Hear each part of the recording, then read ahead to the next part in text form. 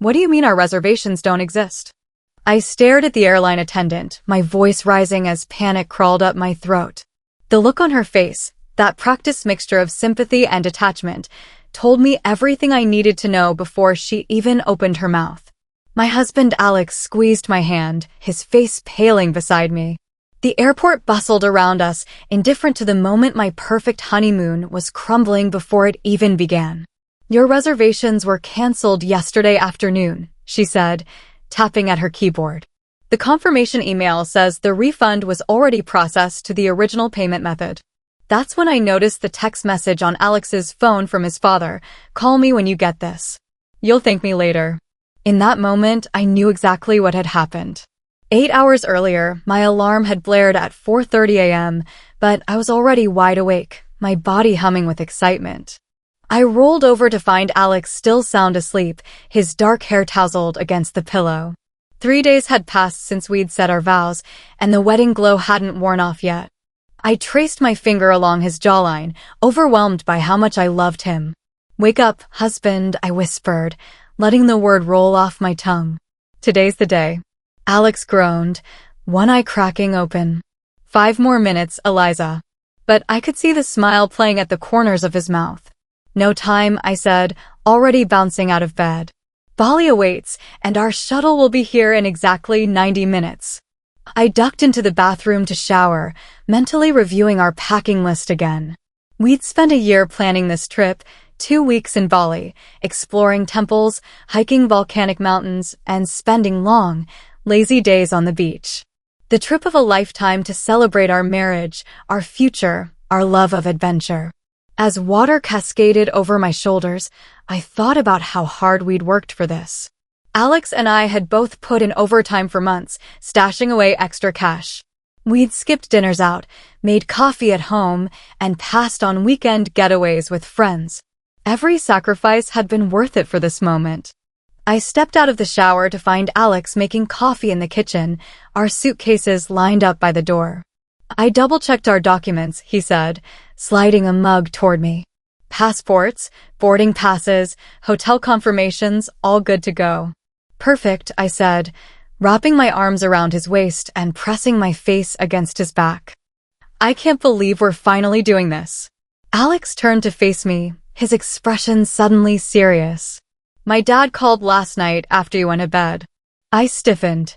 Richard Donovan, my father-in-law of exactly 3 days, was not my biggest fan, nor was I his. What did he want? The usual. Said we're being irresponsible with our money, that we should be saving for a house instead of gallivanting across the globe. Alex mimicked his father's gruff voice. I told him it was our honeymoon, not some frivolous vacation, but you know how he gets. I sighed, trying not to let Richard's disapproval taint our excitement. Did he at least wish us a good trip? Alex's hesitation told me everything. He'll come around, Eliza. He just doesn't understand why travel matters to us. That was an understatement. Since Alex and I had started dating 3 years ago, Richard had made it clear that he thought my influence was steering his son away from practical goals. In Richard's world, success meant a sensible career, a house in the suburbs, and investments, not passport stamps and foreign adventures. The fact that Alex and I had good jobs and were careful with our money didn't seem to register with him. In his eyes, travel was a waste, plain and simple. Well, today's not about your dad, I said firmly, pulling away to finish getting ready. It's about us, our marriage, and those gorgeous Balinese beaches calling our names. The shuttle arrived precisely on time, and as we loaded our bags, I felt a twinge of relief.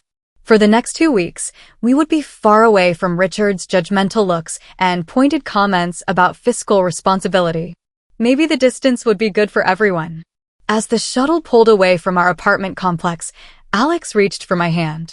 Nothing but blue skies ahead, Mrs. Donovan. Don't jinx it, I laughed, but squeezed his hand back.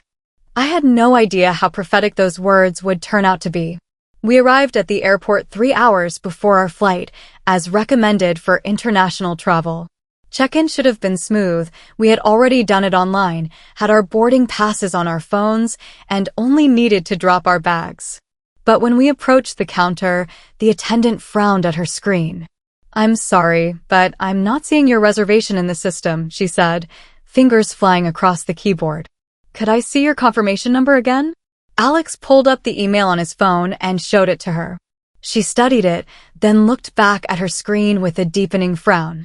"This is strange. Let me check something else." She picked up a phone and spoke quietly to someone, her eyes occasionally darting to us. I felt the first flutter of unease in my stomach. "Maybe it's just a computer glitch?" "Maybe," Alex said, but I could hear the tension in his voice. After what seemed like an eternity, the attendant hung up the phone and gave us that look, the one customer service representatives give when they're about to deliver bad news. "I'm very sorry, but it appears your reservations were canceled yesterday afternoon." And that's when my perfect honeymoon began to unravel. "Canceled?" I repeated, my voice sounding distant to my own ears. "That's impossible. We didn't cancel anything." According to our records, the cancellation was made by phone yesterday at 3:42 p.m., and the refund has already been processed to the original payment method. She turned the screen to show us the notes on our reservation. Alex's phone chimed with a text message. He glanced down, and I watched his face transform from confusion to disbelief to anger in the span of seconds. When he showed me the message from his father, "Call me when you get this. You'll thank me later," the pieces fell into place with sickening clarity. He wouldn't. Alex muttered, already dialing his father's number. He stepped away from the counter, and I could see the rigid line of his shoulders as he waited for Richard to answer. I turned back to the attendant, desperation crawling into my voice. "There has to be something you can do. We didn't cancel these reservations. It was a mistake, or worse, someone canceled them without our permission." Her sympathetic expression didn't waver. "I understand, but the flight is fully booked now. The best I can do is put you on standby, but with it being high season, the chances are very slim." She paused, lowering her voice. "If someone unauthorized canceled your reservation, that's a serious matter. You might want to consider filing a police report." A police report. Against my father-in-law. 3 days into my marriage. I glanced over at Alex, who was now gesturing emphatically as he spoke into his phone. His face had flushed red, and I could hear his voice rising even from several feet away. This was not how our honeymoon was supposed to begin. The attendant was still talking, offering alternatives and suggestions, but her voice faded to background noise as a cold fury settled in my chest. I'd spent years trying to win Richard's approval, to prove that I was good enough for his son despite my impractical love of travel and adventure. I'd tolerated his backhanded compliments, his constant financial advice, and his not-so-subtle attempts to steer Alex toward a life that mirrored his own. But this, actively sabotaging our honeymoon, crossed a line I couldn't forgive. Alex returned to my side, his face a storm of emotions. "He did it," he confirmed, his voice tight. "He actually canceled our reservations because he thinks we're making a financial mistake, and that we'll thank him later when we're looking at houses instead of pictures of beaches." Alex raked a hand through his hair. "He says he deposited the refund in our joint account this morning. Like that makes it okay." The attendant cleared her throat awkwardly. "I'm so sorry about the situation. Is there anything else I can help with today?" What could she do? Our meticulously planned honeymoon had just been torpedoed by a controlling father-in-law who thought he knew better than we did about our own lives. The trip we'd saved for, dreamed about, and looked forward to for a year was now nothing more than a painful reminder of how little respect Richard had for our choices. "No," I said flatly. "Thank you for your help." We wheeled our suitcases to a quiet corner of the departure area, the reality of our situation sinking in. All around us, travelers hurried to gates, excited for their own adventures. The happiness that had carried me through the morning had evaporated, leaving behind a hollow ache and simmering rage. "I can't believe he did this," Alex said, pacing in front of me. "What was he thinking?" "That we'd just go home and thank him for saving us from our own decisions." "Apparently," I said, my voice coming out sharper than intended. "But the real question is, what are we going to do about it?" Alex stopped pacing and looked at me, confusion written across his features. "Do? Eliza, our flight leaves in 2 hours, and we don't have reservations anymore. The hotel in Bali is probably gone too. There's nothing we can do. So we just accept it? I demanded, standing up. Your father unilaterally decided that our honeymoon wasn't worth taking, and we're supposed to go home with our tails between our legs and thank him for the life lesson? A flash of defensiveness crossed Alex's face. Of course not. I'm furious with him. But the practical reality is that we can't get on that plane today, and the practical reality, I interrupted, is that your father has been undermining our relationship since day one, and this is just the most extreme example. The practical reality is that if we let him get away with this, he'll think he has the right to make other decisions for us too. Where we live, when we have kids, how we raise them. That's not fair, Alex said, his voice rising to match mine. You're acting like I agree with what he did. Then why aren't you as angry as I am? I shot back. Why aren't you ready to fight for the honeymoon we worked so hard to plan? A few nearby travelers glanced our way, and Alex lowered his voice. I am angry, Eliza. I'm livid. But I'm also trying to be realistic about our options. I took a deep breath, forcing myself to calm down. Fighting with Alex wouldn't solve anything. Richard was the problem, not my husband. Okay, I said, more measured now. Let's think this through. The refund is in our account, right? Alex nodded. According to my dad, yes. So we have the money. We just need new reservations. I pulled out my phone and opened the airlines app. Maybe there are seats on tomorrow's flight or the next day. We lose a day or two of our trip, but it's better than nothing. Alex's expression softened, a glimmer of hope replacing the frustration. You're right. Let's check. For the next hour, we huddled over our phones, searching for alternative flights and checking the status of our hotel reservation in Bali, which, as I suspected, had also been canceled. The airline's app showed no available seats for the next 3 days, and most hotels in our price range were fully booked for the high season. This isn't working, Alex finally admitted, setting down his phone in defeat. Maybe we should consider postponing the trip until the off-season. Or choosing a different destination. I looked up at him, a sudden idea taking shape. Or maybe we don't need to go to Bali at all. Alex raised an eyebrow. What do you mean? Your dad canceled our specific reservations, but we still have the money. We're already at the airport. Why don't we just go somewhere else? Today? Now. A slow smile spread across Alex's face. Somewhere affordable with available flights and accommodations. I nodded, excitement building in my chest. Exactly. It won't be the honeymoon we planned, but it will still be our honeymoon. And it will be our choice. Alex hesitated. My dad will be furious when he finds out we spent the money anyway. Good, I said firmly. Maybe then he'll realize he can't control us. Besides, it's our money now. He made sure of that when he deposited the refund in our account. Alex's smile widened into a grin.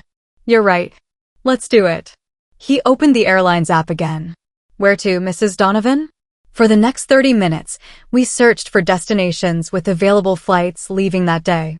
We found an affordable option to Costa Rica, with a departure just 5 hours later. Without hesitating, we booked it, along with a small beachfront hotel that had a last-minute cancellation. It wasn't Bali, but it had beaches, adventure activities, and most importantly, it was far away from Richard Donovan and his opinions about our finances. We should call your dad, I said once our new reservations were confirmed. Let him know we're not coming home. Alex's jaw tightened. I'll do more than that. He dialed his father's number again, putting the call on speaker so I could hear. Richard answered on the second ring. Alex? Where are you? Are you home? No, Dad. We're still at the airport, Alex replied, his voice steady. Good, then you got my message in time. I was worried you might have already boarded. Look, son, I know you might be upset right now, but trust me, you'll thank me when you're looking at houses instead of wasting money on. We're not coming home, Alex interrupted. We've booked new tickets and we're still going on our honeymoon. There was a stunned silence on the other end of the line. You did what? Richard finally sputtered. You heard me. You put the refund in our account, remember? That money is ours now, and we're spending it on our honeymoon, just like we always planned. This is exactly the kind of irresponsible behavior I was trying to prevent. Richard's voice rose with indignation. You and Eliza need to start thinking about your future, not throwing money away on vacations. I couldn't stay silent any longer. It's not throwing money away, Richard, I said, leaning toward the phone. It's investing in our marriage, in experiences we'll remember for the rest of our lives. And it's our decision to make, not yours. Put Alex back on, Richard demanded. I'm still here, Dad, Alex said. And I agree with Eliza. What you did was completely out of line.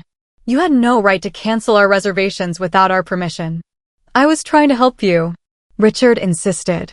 That's what fathers do. They stop their children from making mistakes. We're not children, Alex replied, his voice gaining strength with each word. We're adults who are perfectly capable of managing our own money and making our own choices. And right now, we're choosing to go on our honeymoon. This is her influence, Richard said bitterly. She's always encouraging these impractical ideas. Stop, Alex cut him off. This isn't about Eliza versus you. This is about respect. You didn't respect our decision, our planning, or our right to choose how we spend our money. And until you can understand that and apologize, truly apologize, to both of us, we need to take a step back from our relationship with you. Another stunned silence fell over the line. I squeezed Alex's free hand, pride swelling in my chest. This was the man I married, someone who would stand up for what was right, even when it was difficult. You don't mean that, Richard finally said, his voice noticeably subdued. I do, Alex replied. I love you, Dad, but this was wrong on every level. We'll be gone for 2 weeks. When we get back, we can talk about where we go from here. But it needs to start with you recognizing that Eliza and I make decisions together as equals, and neither of us needs your approval for those decisions. Alex, Richard began, but Alex cut him off again. Our flight boards in a few hours. Goodbye, Dad. He ended the call and let out a long breath as if he'd been holding it for years. I wrapped my arms around him, tears stinging my eyes. I'm so proud of you. He hugged me back tightly. I should have set those boundaries a long time ago. I'm sorry it took something this extreme for me to finally do it. Better late than never, I said, pulling back to look at him. Are you okay?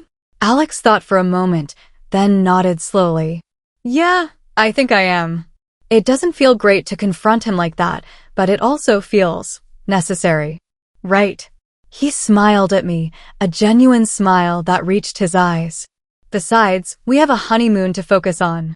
We spent the next few hours reorganizing our plans, researching Costa Rica, and grabbing lunch at an airport restaurant. By the time our new flight was ready to board, the shock and anger of the morning had transformed into a different kind of excitement, the thrill of the unexpected, the adventure of the unplanned. As we settled into our seats on the plane, Alex reached for my hand. Not exactly how I imagined our honeymoon starting, he admitted. No, I agreed, but maybe it's better this way. We're starting our marriage by standing up for ourselves, by choosing our own path regardless of what others think is best. That seems like a good foundation. Alex's smile was thoughtful. When you put it that way, it does sound pretty perfect.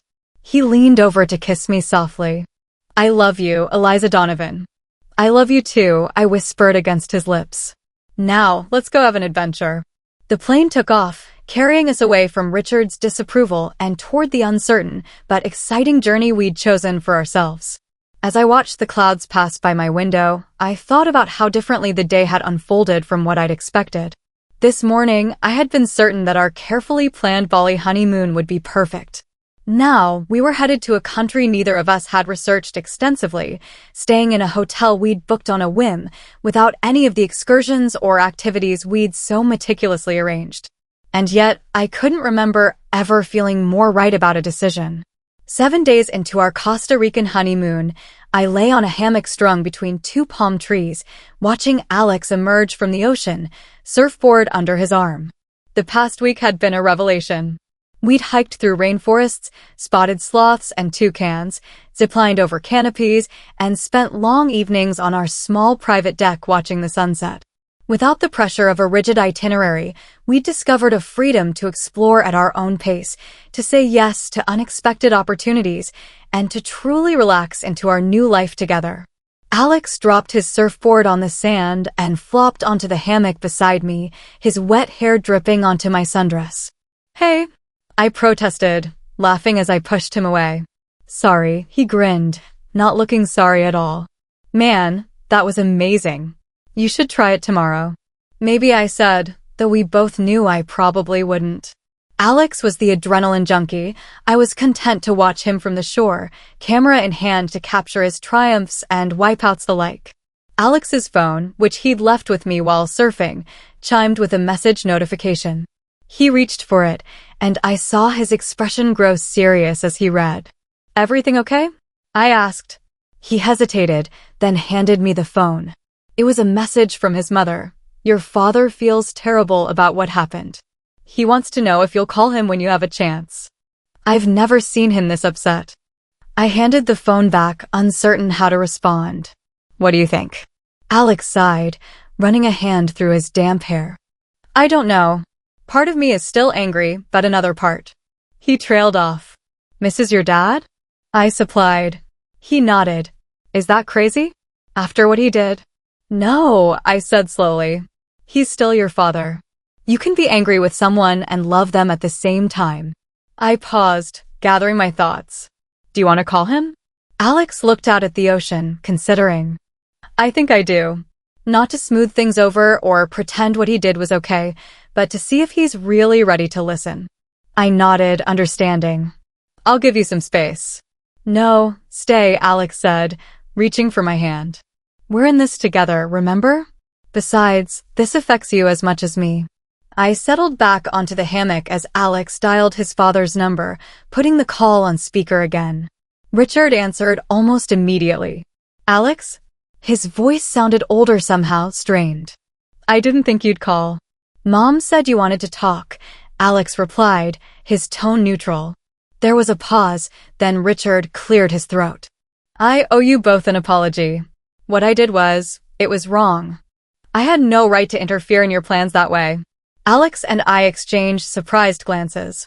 Neither of us had expected such a direct admission. "No, you didn't," Alex agreed. "It was a serious breach of trust." "I know that now," Richard said. "Your mother has made that abundantly clear over the past week." There was a hint of rueful humor in his voice. "She's barely spoken to me since you left." "It's not just about the honeymoon, Dad," Alex said. "It's about respecting that Eliza and I make our own decisions now.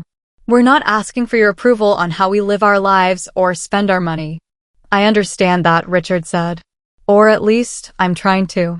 It's difficult for me to step back. I've always seen my role as protecting you, guiding you away from mistakes. But I'm beginning to realize that my definition of a mistake isn't necessarily yours." He paused. "And that canceling your honeymoon was the real mistake, mine, not yours." I found myself unexpectedly moved by his words. This wasn't the defensive, self-righteous Richard I'd come to know. This was someone humbled, someone making a genuine effort to understand where he'd gone wrong. "Thank you for saying that," I said softly. "Eliza," Richard acknowledged. "I owe you a separate apology as well. I haven't been fair to you. I've blamed you for influencing Alex toward choices I wouldn't make, without considering that those choices might be right for him, for both of you. I'm sorry for that." The sincerity in his voice caught me off guard. For 3 years, I'd longed for acceptance from this man, for some sign that he saw me as more than a bad influence on his son.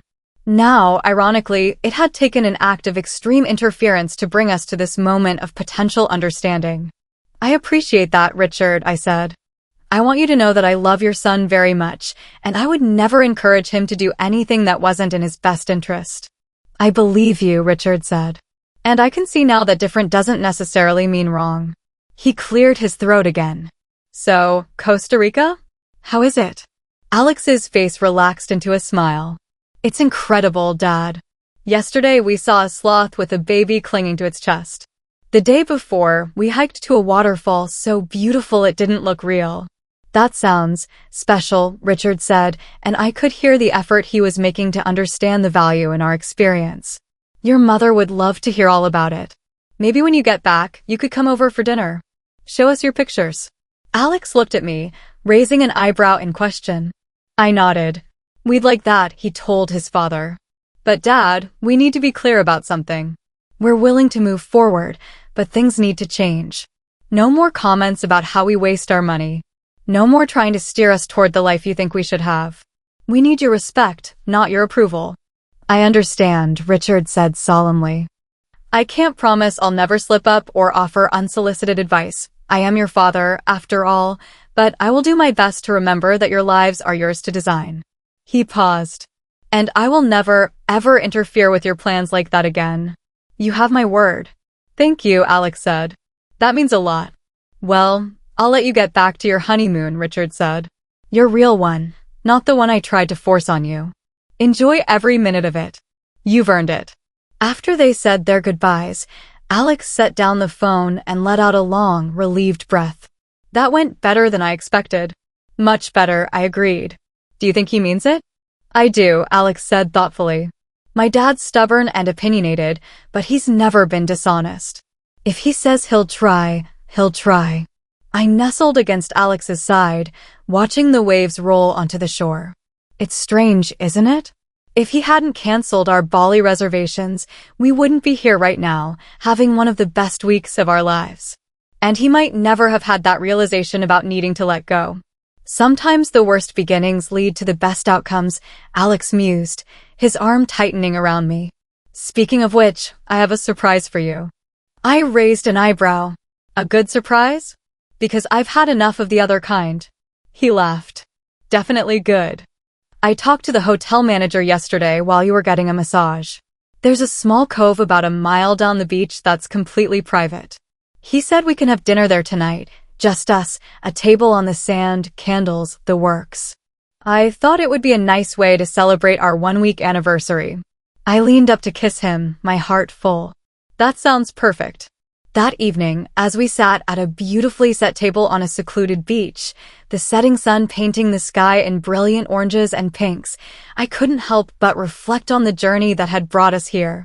1 week ago, we had stood in an airport, devastated by the discovery of Richard's betrayal.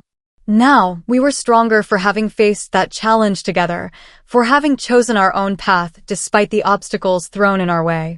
Alex raised his glass of champagne, the candlelight reflecting in his eyes. To unexpected adventures, he toasted. I clinked my glass against his. And to making our own choices, even when they're not the ones others would make for us. Especially then, Alex agreed with a smile. You know, my dad was right about one thing.